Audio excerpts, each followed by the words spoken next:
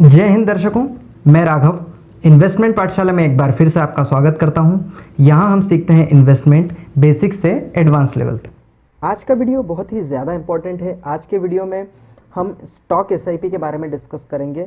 Video को and तक बहुत ध्यान से देखिए। मैं अगेन कह रहा हूं कि ये काफ़ी ज़्यादा इंपॉर्टेंट वीडियो है। इसमें हम आप खुद का अपना म्यूचुअल फंड कैसे बना सकते हैं ये डिसाइड करेंगे, ये डिस्कशन करेंगे। और खुद का म्यूचुअल फंड बनाने के क्या फ़ायदे हैं। तो सबसे पहले एक भारी भरकम अमाउंट जो आप देते हैं एक्सपेंस रेशो के माध्यम से किसी भी म्यूचुअल फंड को, वो आप बचा सकते हैं। अब वो अमाउंट होता है लगभग 1.5 या 2% के आसपास ज़्यादातर केसेस में। तो क्या आपको लगेगा कि ये तो काफ़ी छोटा अमाउंट है, पर ऐसा नहीं है। जब आप एक लंबे समय के लिए निवेश करते हैं और अपनी एसआईपी को बरकरार रखते हैं 10 से 15 सालों के लिए, तो उस लंबी अवधि में ये अमाउंट बहुत ज़्यादा हो जाता है। तो अगर आप 2% एक्सपेंस रेशो की बात करें तो 40-50 लाख का भी अंतर आ सकता है। डिपेंड करता है आपके एसआईपी अमाउंट पे और आपके गोल पर इतना लंबा अंतर भी लंबे समय में आ सकता है। तो इसलिए अपना म्यूचुअल फंड अगर आप थोड़ी सी मेहनत करके मैनेज कर सकें तो इससे आपको बहुत अच्छा बेनिफिट मिल सकता है। तो आइए शुरू करते हैं। सबसे पहले हम मस्ट हैव सेक्टर्स के बारे में बात करेंगे, फिर कुछ मस्ट हैव स्टॉक्स के बारे में बात करेंगे, और फिर आखिरी में एसआईपी करना कैसे है, उसका सही तरीका क्या है, वो हम डिस्कस करेंगे। और हम ये भी जानेंगे कि कितना प्रतिशत पैसा आपको लिक्विड में रखना है और कैसे रखना है। तो आइए शुरू करते हैं पहले सेक्टर के साथ, जो कि है बैंकिंग सेक्टर। यहाँ पर आपको अलोकेशन कितना देना है, 15%। अब यहाँ पर 3 बैंक्स दे रखे हैं, एचडीएफसी बैंक, आईसीआईसीआई बैंक और यस बैंक। अब एचडीएफसी बैंक और आईसीआईसीआई बैंक में से आप कोई एक बैंक चुन लीजिए। कैसे चुनना है इसके लिए ऑलरेडी वीडियोस हमने बनाए हैं, उन्हें ज़रूर देखिए, लिंक डिस्क्रिप्शन में दे रखी है। तो मान लीजिए आपने इनमें से एचडीएफसी बैंक चुन लिया, तो 15 में से 12-13% आप एचडीएफसी बैंक को दे दीजिए। बचा हुआ 2 से 3% आप यस बैंक जैसे थोड़े से रिस्की लेकिन ज़्यादा रिटर्न की संभावना रखने वाले स्टॉक्स में दे सकते हैं। तो यह हुआ पहला सेक्टर, बैंकिंग सेक्टर, जिसमें आपको 15% अलोकेशन रखना है। सबसे ज़्यादा अलोकेशन मतलब आपको बैंकिंग सेक्टर में ही रखना है, आगे के अलोकेशन 15% से कम ही होंगे। अगला सेक्टर है इंश्योरेंस सेक्टर। इंडिया में इंश्योरेंस सेक्टर के फ्यूचर इसको बहुत ज़्यादा अच्छा है। अगर आप एक डिटेल्ड एनालिसिस चाहते हैं इंश्योरेंस सेक्टर का तो कमेंट में मेंशन कीजिए, हम आगे आने वाले वीडियोस में इसका वीडियो भी लेकर आएंगे। तो यहाँ पर 3 कंपनीज लाइफ इंश्योरेंस सेक्टर में भी लिस्टेड हैं, जो कि है आईसीआईसीआई प्रूडेंशियल, एचडीएफसी लाइफ और एसबीआई लाइफ इंश्योरेंस। तो इन तीनों में से भी आपको कोई एक कंपनी चुननी है और आप अलोकेशन अपना 10% दे सकते हैं इंश्योरेंस सेक्टर में। तो कुल अलोकेशन अभी तक हो गया 25%, 15% बैंकिंग में, 10% इंश्योरेंस सेक्टर में। अगला जो है वो एफएमसीजी सेक्टर है। अब एफएमसीजी सेक्टर एक ऐसा है कि कैसी भी सिचुएशन आ जाए डेली नीड्स हमेशा बरकरार रहेंगी। तो डाउन साइड प्रोटेक्शन इस सेक्टर में हम कह सकते हैं, या डाउन साइड रिस्क लिमिटेड है। जो ऑलरेडी सेटल्ड प्लेयर हैं जैसे कि एचयूएल और आईटीसी, तो इनके लिए डाउन साइड रिस्क काफ़ी कम है। और आगे क्या ये बहुत ही स्पीड में ग्रो करेगा ये सेक्टर, ऐसा भी नहीं है। क्यों? क्योंकि जो डेली नीड्स है वो ऐसा नहीं होगा कि अगले दिन ही डेली नीड्स डबल हो गई और इसलिए प्रोडक्ट की डिमांड डबल हो गई, ऐसा भी पॉसिबल नहीं है। लेकिन स्टीडी, स्लो लेकिन स्टीडी ग्रोथ, या मीडियम लेकिन एक स्टीडी ग्रोथ ये सेक्टर ज़रूर देगा। तो ये सेक्टर भी 10% अलोकेशन हमको करना है। एचयूएल जो कि एक ग्रोथ स्टॉक है, आईटीसी एक वैल्यू स्टॉक है। तो आपको क्या कंफर्टेबल लगता है उस हिसाब से आप एनालिसिस कीजिए वीडियोस को देखकर एचयूएल और आईटीसी का, और इन दोनों में से कोई एक स्टॉक अपने पोर्टफोलियो में ले सकते हैं। या अगर आप ज़्यादा कॉन्फिडेंट है एफएमसीजी सेक्टर को लेके तो दोनों स्टॉक्स भी आप ले सकते हैं, क्योंकि आईटीसी का एक और बेनिफिट है कि ये डिविडेंड यील्ड भी अच्छा रखता है। तो आप चाहें तो एचयूएल और आईटीसी दोनों भी रख सकते हैं। तो अभी तक टोटल एलोकेशन हमारा हो गया 15% बैंक में, 10% इंश्योरेंस सेक्टर में, 25% और 10% एफएमसीजी सेक्टर में, 35% टोटल एलोकेशन हो गया। अब अगला है 10%, इसके बाद टोटल एलोकेशन हो जाएगा 45%। अगला एलोकेशन हमको रखना है एएमसी सेक्टर में। अब एएमसी सेक्टर का एक सेपरेट वीडियो डिटेल्ड एनालिसिस के साथ हम ऑलरेडी बना चुके हैं, वो ज़रूर देखिए, उससे आपको बहुत ज़्यादा हेल्प मिलेगी इस सेक्टर को समझने में। तो एचडीएफसी एएमसी पहली कंपनी है, फिर निपॉन एएमसी दूसरी कंपनी है, फिर यूटीआई एएमसी, ये 3 कंपनीज अभी एएमसी सेक्टर में लिस्टेड हैं। तो इस सेक्टर को मिला के हमारा एलोकेशन हो गया 45%। अब सेक्टर की बात यहीं पर ख़त्म हुई। अब हम कुछ हाई डिविडेंड यील्ड स्टॉक्स के बारे में बात करेंगे। पीएफसी, आरईसी, गेल और आईटीसी, ये सिर्फ 4 एग्जांपल्स हैं। तो ऐसे हाई डिविडेंड यील्ड वाले स्टॉक्स और अभी की सिचुएशन को देखते हुए इनका स्टॉक प्राइस भी काफ़ी अच्छे वैल्यूएशंस पर अवेलेबल हैं। तो अभी अगर आप एसआईपी ना भी करें तो आप एक लमसम अमाउंट भी इनमें थोड़ा थोड़ा करके निवेश तो कर ही सकते हैं। तो पीएफसी, आरईसी, गेल और आईटीसी, इसमें से भी 1 या 2 स्टॉक्स का आप चयन कर सकते हैं। इन स्टॉक्स को डालने से क्या होगा अपने पोर्टफोलियो में कि इनसे आपको एक स्टीडी रिटर्न जनरेट होते रहेंगे। हाई ग्रोथ स्टॉक्स रख लीजिए, फिर कुछ वैल्यू स्टॉक्स रख लिए, फिर कुछ डिविडेंड स्टॉक्स भी रखना है। अब ऐसा नहीं होगा कि ये स्टॉक्स 1 साल में डबल या ट्रिपल हो जाएंगे, ऐसा नहीं होगा।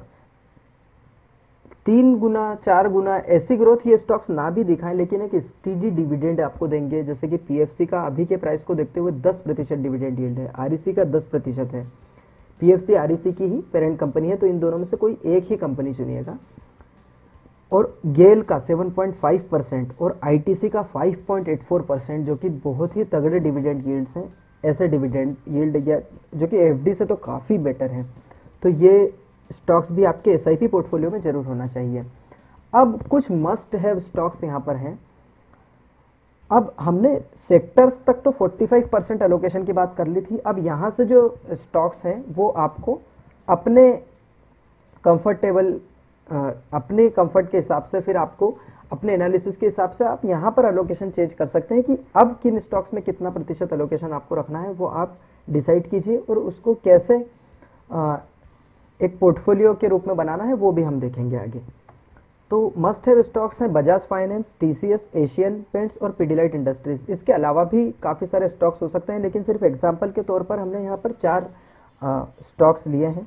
इन चारों स्टॉक्स की क्या खूबी है, ये चारों स्टॉक्स अपने अपने सेक्टर के टॉप स्टॉक्स हैं।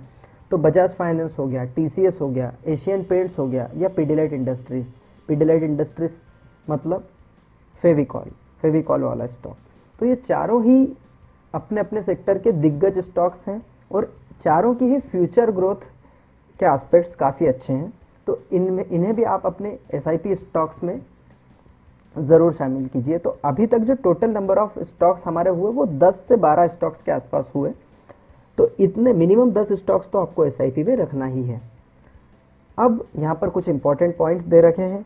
सबसे पहले आपको, अगर आप 100 रुपये एसआईपी में डाल रहे हैं तो 85 रुपये, मतलब जितना भी अमाउंट आप डाल रहे हैं उसका 85% का आप स्टॉक्स ले लीजिए या 85% एलोकेशन इक्विटी में रखिए, लेकिन 15% हमेशा ही लिक्विड रखिए। लिक्विड कैसे रखना है?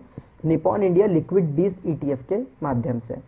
अब इसमें क्या होगा कि जब मार्केट बुरा परफॉर्म कर रहा होगा तब आपको क्या करना है कि जो लिक्विड फंड आपका इकट्ठा हुआ है एसआईपी के माध्यम से अभी तक, उसमें से थोड़ा सा पोर्शन आप शिफ्ट कर देंगे इक्विटी में।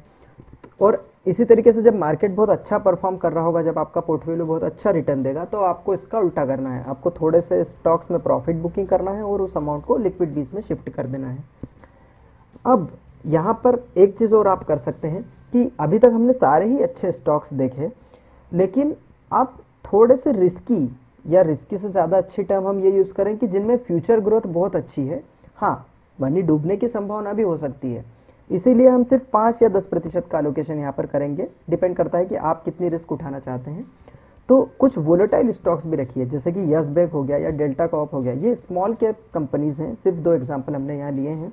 तो स्मॉल कैप कंपनीज हैं, फ्यूचर ग्रोथ बहुत अच्छी हो सकती है और हो सकता है कि डाउन साइड भी आपकी जो प्रोटेक्शन ना मिले। सिर्फ यस बैंक या डेल्टा कॉप की बात में मैं नहीं कर रहा हूँ, मैं बात कर रहा हूँ स्मॉल कैप्स की, कि यहाँ पर रिस्क तो होता है, पेनी स्टॉक्स में रिस्क होता है, लेकिन इनमें हो सकता है कुछ ऐसे स्टॉक्स हों जो कि फ्यूचर ग्रोथ बहुत अच्छी दे सकें। जैसे यस बैंक और डेल्टा कॉप यहाँ पर अच्छे एग्जांपल्स हैं।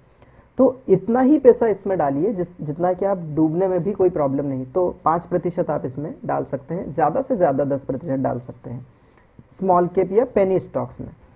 फिर अब सबसे इम्पोर्टेंट पॉइंट आता है कि एसआईपी करना कैसे है। तो आप जब 10% इस स्टॉक में डाला, 15% इस स्टॉक में डाला, ये सब पूरा जब आप कैलकुलेशन करेंगे तब इस सारे प्रतिशत सहित स्टॉक्स को आप स्मॉल केस में एंटर कर दीजिए। स्मॉल केस में आप किसी भी अपने ब्रोकरेज के अकाउंट के माध्यम से ही लॉगिन कर सकते हैं, कोई नया अकाउंट ओपन करने की ज़रूरत नहीं। जैसे एग्जांपल के लिए आपका ज़ीरोधा में अकाउंट है तो आप स्मॉल केस में ज़ीरोधा अकाउंट के थ्रू लॉगिन कर सकते हैं और वहाँ पर आप अपने सारे स्टॉक्स फिल कर दीजिए और वहाँ पर उसका परसेंटेज एलोकेशन भी वो आप वहीं पर फिल कर सकते हैं। उससे क्या होगा कि आपके प्रतिशत एलोकेशन के माध्यम से या आपके परसेंटेज एलोकेशन के अकॉर्डिंग कितना मिनिमम एसआईपी अमाउंट आपको देना होगा वो स्मॉल केस आपको कैलकुलेट करके दे देगा, प्लस आप उसने आपको पोर्टफोलियो भी बना के दे दिया, तो वहीं से आप अपनी एसआईपी भी स्टार्ट कर सकते हैं। यूज़ करने में स्मॉल केस काफ़ी सिंपल और यूज़र फ्रेंडली है, तो उसके माध्यम से आप अपना अकाउंट ओपन कर सकते हैं और अपने स्टॉक्स को फिल कर सकते हैं, उनके परसेंटेज रेशो फिल कर सकते हैं और वो स्मॉल केस आपको एसआईपी अमाउंट मिनिमम कितना आपको इन्वेस्ट करना होगा वो कैलकुलेशन करके दे देगा।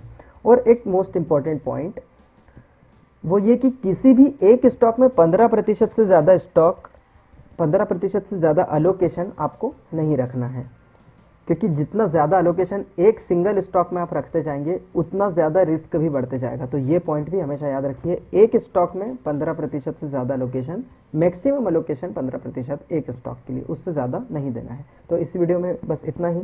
अगर आपको ये वीडियो पसंद आया तो इसे लाइक कीजिए, कमेंट कीजिए। अगर आपका कोई क्वेश्चन है तो उसे भी आप कमेंट में मेंशन कर सकते हैं। प्लस अगर आप कोई और स्टॉक इस पोर्टफोलियो में ऐड करना चाहते हैं या कोई और स्ट्रेटजी आप इसमें ऐड करना चाहते हैं तो वो भी आप कमेंट में सजेस्ट कर सकते हैं। इसके अलावा वीडियो को शेयर कीजिए ताकि और लोग भी फ़ायदा उठा सकें और चैनल को ज़रूर सब्सक्राइब कीजिए ताकि आगे भी ऐसे महत्वपूर्ण वीडियोस आपको समय समय पर मिलते रहें। अगले वीडियो तक के लिए मुझे आज्ञा दीजिए। जय हिंद।